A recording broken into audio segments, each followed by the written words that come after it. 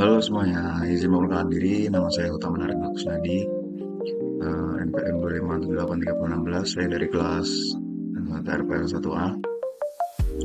Nah, baik, di sini kalian pasti sudah sering pakai aplikasi kan, entah itu Instagram, Gojek, ataupun game favorit kalian lah. Tapi pernah nggak kalian kepikiran gimana sih proses dibalik semua itu? Nah, di video kali ini kita akan bongkar 7 dasar utama dan 7 pilar sakti yang wajib kalian ketahui kalau mau jadi developer keren. Yuk kita bahas 7 fondasi rekayasa perangkat lunak dalam 10 menit.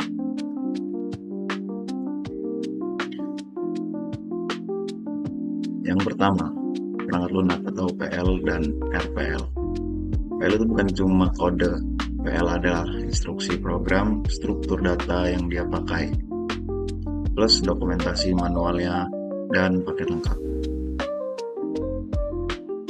Terus kalau rekayasa perangkat lunak itu apa kak? Nah, jadi rekayasa perangkat lunak itu adalah ilmu engineeringnya. Kita mau bikin software itu sistematis, ada kaidah tekniknya, berkualitas tinggi, dan yang penting tepat waktu dan sesuai budget.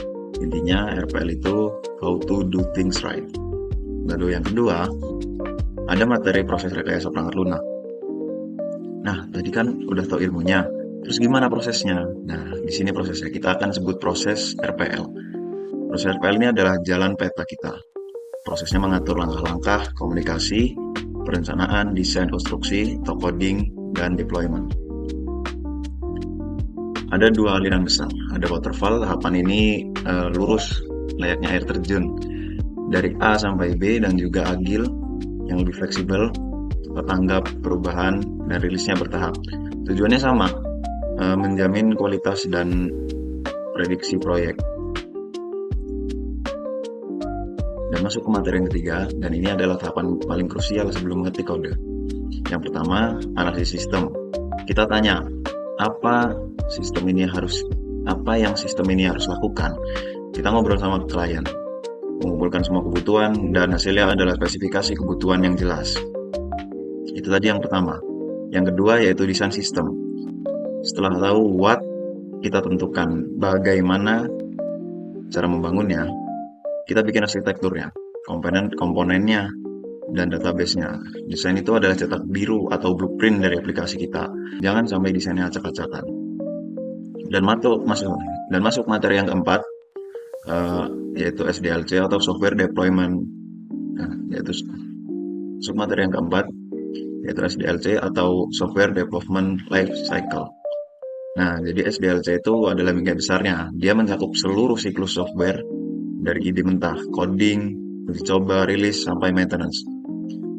Dan pensiunnya aplikasi. SDLC inilah struktur utama yang memastikan semua proses di atas berjalan dengan teratur. Lalu masuk materi yang kelima, rekayasa perangkat lunak dan pemrograman terstruktur. Nah, sekarang kita masuk ke coding. Yang pertama, pemrograman terstruktur. Paradigma ini fokus ke fungsi dan algoritma. Kuncinya 3, sequence, selection, dan repetition atau looping.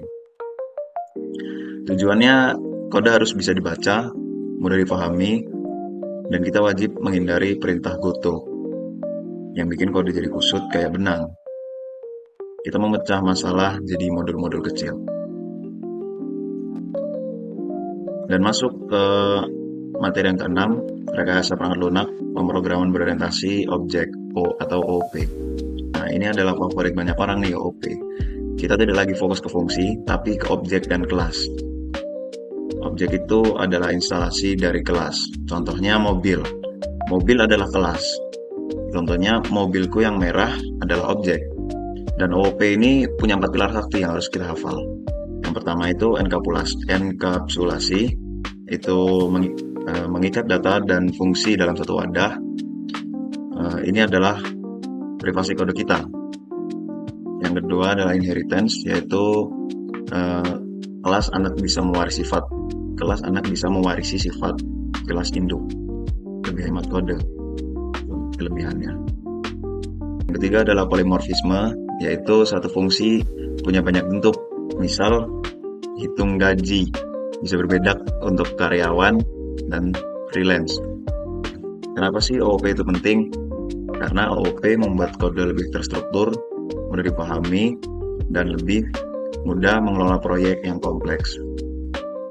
Dan yang ketujuh, kita masuk materi terakhir, yaitu UML. Kepanjangannya Unified Modeling Language. Jadi UML ini adalah alat komunikasi kita. UML itu adalah bahasa standar industri untuk visualisasi dan dokumentasi sistem, terutama yang pakai OOP. Ingat, UML bukan bahasa coding, tapi bahasa untuk menggambar sistem. Kalau tadi desain sistem itu blueprint, UML adalah alat untuk membuat blueprint. Diagramnya paling sering dipakai adalah use case diagram dan kelas diagram. Nah, jadi itulah tadi 7 fondasi yang harus kita kuasai, mulai dari cara berpikir sistematis atau RPL, siklus hidup, SDLC, perencanaan, analisis dan desain, gaya coding yang terstruktur, dan OOP, sampai alat visualisasi atau UML. Mempelajari ini bukan cuma bikin kita jago coding, tapi juga jago berpikir terstruktur dalam membangun solusi digital. Dan saya cukupkan sampai di sini. Saya ucapkan terima kasih.